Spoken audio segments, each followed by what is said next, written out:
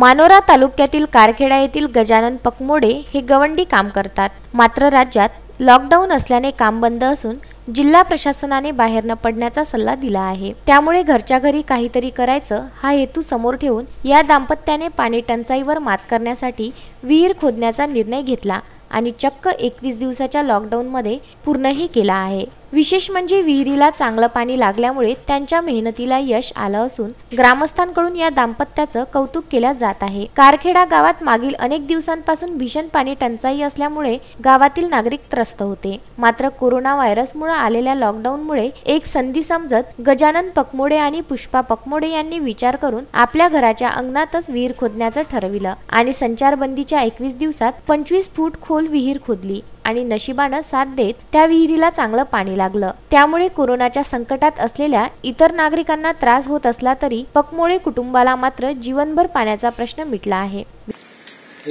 आम्ही माझ्या डोक्यात असं आलं की आता कोरोना आहे, कोरोनामुळे आम्हाला काही बाहेर जाता येत नाही।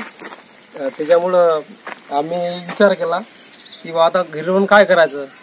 मग आम्ही दोघं जण बसलो, हिला म्हटलं पूजा काढून आण, नंतर पूजा गिजा काढून आणली आणि बसता बसता मग विचार केला, आम्ही पूजा वगैरे केली।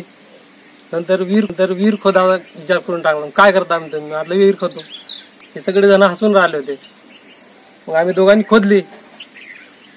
नंतर 21 दिवस लागले पूर्ण खोदायला। 21 दिवसात पाणी लागलं आणि नळ योजना पण बंद राहते आमच्या इकडे।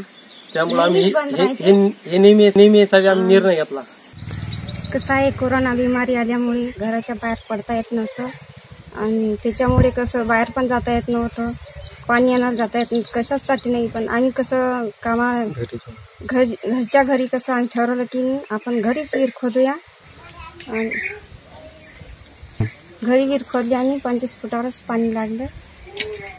कामं नव्हते, घरी बसून काय करावं म्हणून आम्ही विहीर खोदली। विदर्भ न्यूज करिता वाशिम येथून संदीप भातुरकर।